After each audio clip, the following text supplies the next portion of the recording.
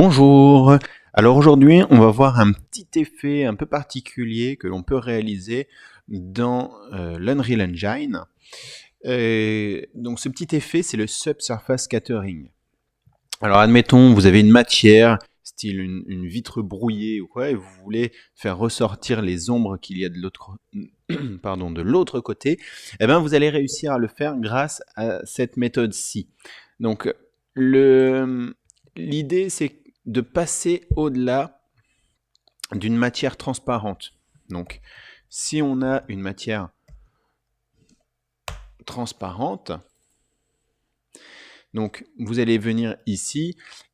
Par défaut, les matières ne sont pas transparentes, elles sont opaques directement dans l'Unreal Engine. Et donc, si on veut passer au-dessus de ça, ben, on a plusieurs façons de travailler, dont la translucence. D'accord.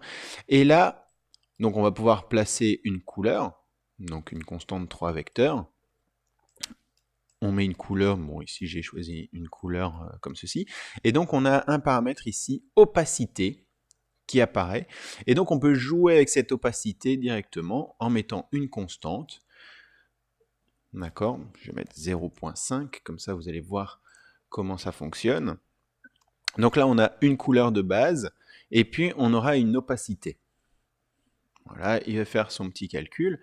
Et donc là, on voit au travers directement. Donc il faut le temps qu'il compile le shader pour la carte graphique. Et ensuite, on va voir donc à travers cette matière.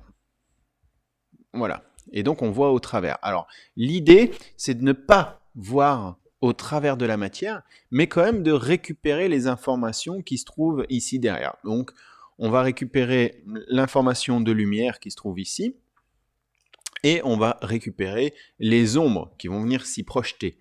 Alors on va utiliser une technique, la technique du Subsurface Scattering. Cette technique du Subsurface Scattering, l'exemple le plus simple pour vous le présenter, c'est quand vous mettez une lumière derrière vos doigts, eh ben vous avez de la lumière qui va passer ici à travers vos couches de peau plus fines. Donc là où c'est plus dense, eh ben, ça ne passe pas. Et là où c'est plus fin, la lumière va passer. D'accord? On va utiliser cette technique-là. Pour cela, il suffit de créer une petite matière. Je vais l'appeler SSS, Subsurface Scattering, et Material. Tac. On va rentrer dedans. Alors, donc, on l'a vu, on a les matières de base, donc avec le base color, métallique, spéculaire, rawness, etc. On a vu que on pouvait changer le mode et donc changer de opaque à translucent. Et bien ici, on va le laisser opaque, mais par contre, on va aller chercher le shading mode. Et dans le shading mode, on va retrouver le subsurface. On va prendre le subsurface. À ce moment-là, vous voyez à nouveau l'opacity, il se remet en lumière. Et on a également ici le subsurface color qui se dégrise. Donc, à partir de là, vous allez avoir besoin d'une couleur de base. Donc ici, pour une couleur de base, on va dire que c'est un peu comme du papier. On va aller prendre une constante 3 vecteurs. Ce papier, on va l'avoir un peu jauni. D'accord, un petit peu jauni. Voilà. Alors, on va avoir un paramètre d'opacité. Alors, par défaut, quand on ne connaît pas trop, on teste toujours les valeurs avec une valeur médiane, 0.5. D'accord. Ensuite, on teste avec 0 et ensuite on teste avec 1 pour voir un peu comment la matière réagit. Et ensuite, on a une subsurface color. L'idée, c'est d'avoir une couleur de matière et puis lorsque l'on met la lumière derrière, eh ben, la surface va générer une couleur secondaire. D'accord? Et c'est cette couleur secondaire. Alors cette couleur secondaire, si vous voulez, vous pouvez relier la première couleur, si vous le désirez. Moi, ici, dans mon cas, je vais lui paramétrer une nouvelle couleur. Hop. Je vais aller chercher un petit peu plus Vous voyez, un petit peu plus foncé, un petit peu plus rougeâtre. Voilà.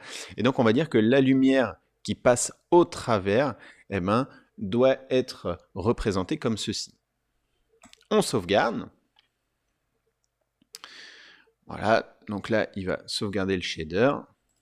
Ça, on va pouvoir quitter. Ça, on va pouvoir quitter. Et on va appliquer directement ce subsurface à la matière. Alors là, pareil, il va compiler. Et normalement, on devrait récupérer les informations qui se trouvent derrière. Donc voilà, hop, on récupère effectivement la lumière qui va venir se mettre et les ombres.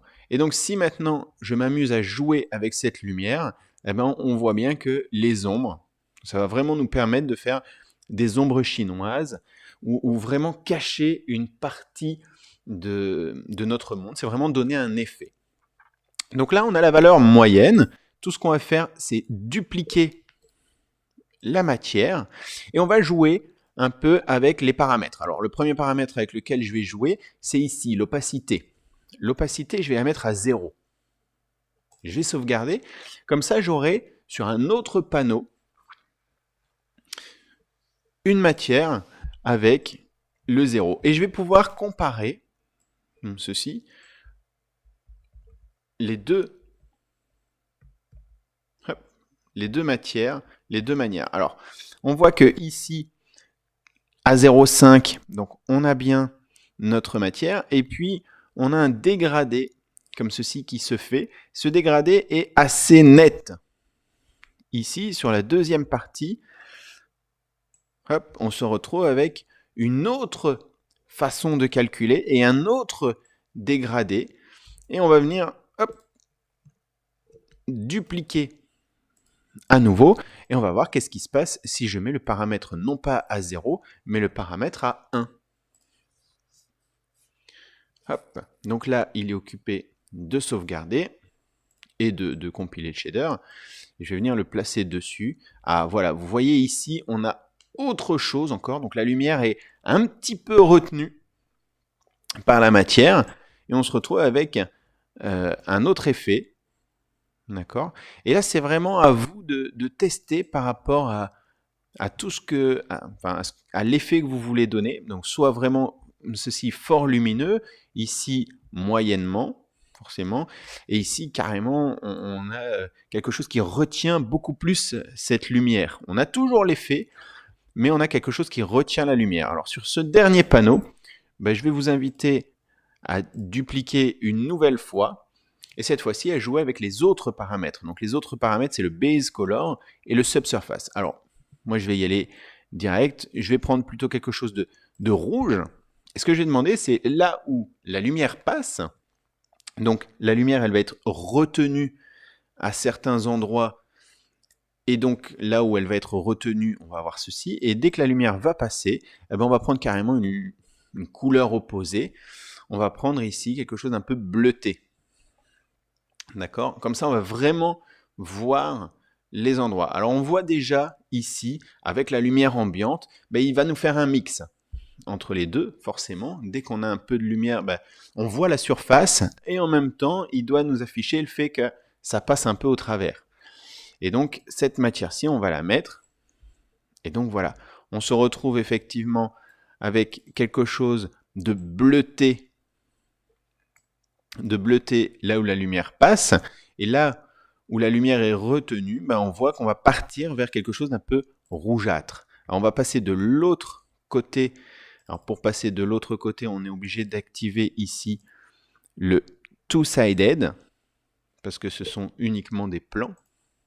On fait two-sided, on sauvegarde, et lui il va calculer à la fois sur la face arrière et sur la face avant l'effet. Et donc ici, on va bien se retrouver avec quelque chose un peu rosé. Et de l'autre côté, avec quelque chose de bleu. Donc voilà, ça c'est l'effet que vous pouvez générer avec le subsurface scattering. Alors le subsurface scattering est souvent utilisé, bien évidemment, vous vous en doutez, vu la photo, c'est pour rendre un effet de peau réaliste au niveau de vos personnages. D'accord? Mais ici, on va l'utiliser sous une autre forme pour faire un peu comme les